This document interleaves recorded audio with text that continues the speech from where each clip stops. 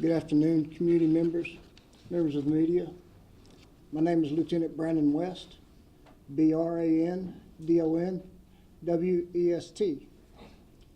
Here in a few minutes, I will introduce Chief Chris Smith, C-H-R-I-S-S-M-I-T-H. He'll be telling you about events leading to the death of Officer Cooper Dawson, excuse me. Without further ado, our command staff will come in, followed by our city mayor and our city manager, and of course, our chief of police.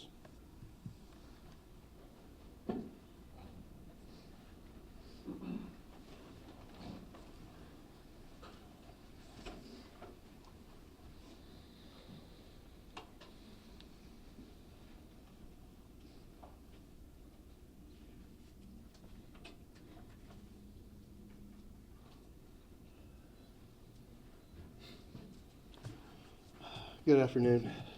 My name is Christopher Smith, C-H-R-I-S-T-O-P-H-E-R-S-M-I-T-H, and I have the distinct honor and privilege to be the Chief of Police for this outstanding community and outstanding department. We're hurting. We are hurting as a department. We are hurting as a community. And we're here to talk about Officer Cooper Dawson. It is with deep sorrow I will make a short announcement, and then I will answer some questions afterwards. But it was with deep sorrow that we announced the passing of Greenville Police Officer Cooper Dawson. Officer Dawson died from injuries sustained after being shot during a foot pursuit on Monday, November the 25th, 2024.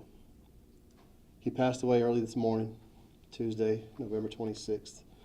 At approximately 4:30 a.m. after hospital staff worked tirelessly to try to save his life. The incident occurred yesterday around 7:40 p.m. when Officer Dawson, alongside other officers, observed a violent offender with multiple felony warrants getting into a vehicle. Officer Dawson initiated a traffic stop. The suspect then fled on foot. Officer Dawson and his partner pursued the suspect, at which point the suspect opened fire, striking Officer Dawson. Despite being wounded, Officer Dawson returned fire, injuring the suspect. Both Officer Dawson and the suspect were transported to a nearby hospital for treatment. Officer Dawson was later airlifted to another hospital for further care, where he ultimately succumbed to his injuries.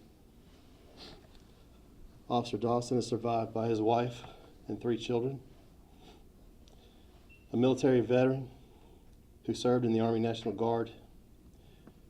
He was a dedicated police officer, having served for 7 years with the Garland Police Department before joining the Greenville Police Department, where he served for a little over a year and a half. He was a member of our SWAT team and very passionate about training. He was an instructor for fellow officers.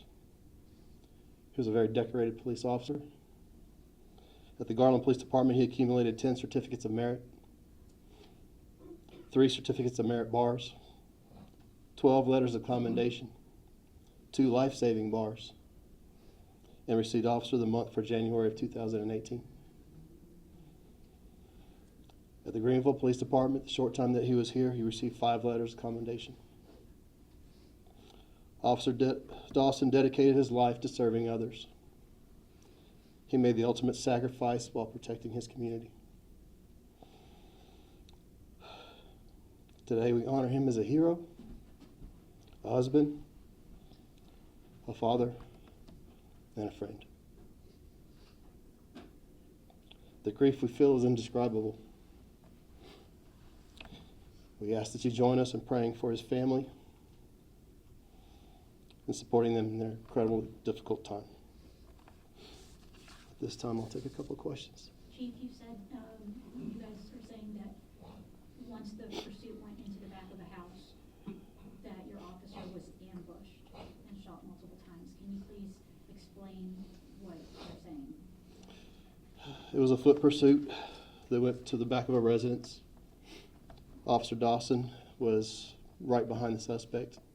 As he rounded the corner, the suspect opened fire, striking Officer Dawson multiple times. Despite his injuries, he was able to return fire and hit the suspect. I'm so sorry for your loss. How old was Officer Dawson? Officer Dawson was 27. He would have been 28 next month. Can you share a couple of just stories or memories? I can tell you are all so touched by him. What was it about him that made him such a special guy and a wonderful police officer to your department? Cooper was very passionate, and he was very passionate about being a police officer. He was very passionate about training. He liked the camaraderie. That's why he was a member of our tactical unit. And when he was passionate about something, he was all in, 110%. He was one of those active officers that was very proactive out there, which was the reason why he was in the area at the time.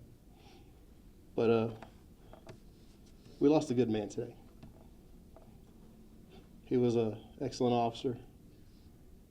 And, you know, Dawson came in under my command. And this one hits really hard.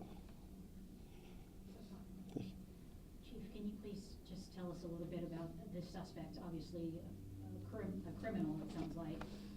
Is he alive? The last I heard, he was in critical condition. One last question, please. And I've watched this memorial all day outside. I've stood there, I've talked with some of the people in the community, and they say that smile on that poster is just everything that he carried with him everywhere. Just what does it say to have this community hurting with you guys, standing with you guys, supporting you guys in this critical time? This is an outstanding community. I'm honored to be a member of it. Dawson, that was Dawson to a T. He came to work with a smile on his face every day, very energetic. We have received such outpour of support from across the state, from across the community. We'll get through. We'll get through, but it's going to hurt. So, Chief, just real quick, what do you tell your officers who are out there right now? This is a department that is heartbroken, maybe even angry. How do you get, what's the message to them? Honor Dawson. Honor what he did. This was a perfect example of heroic acts that are done by police officers every single day. We have a job to do, and we know it. And we will continue to do that job to the best of our abilities, because that's what he deserves. So, just real quick, Dawson was wounded. And despite being wounded, he applied his own tourniquet. He was passionate about tactical medicine.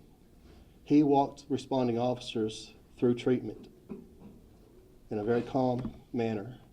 That is an epitome of what a heroic police officer is. And very proud of him. And we will miss him greatly. So, thank you very much.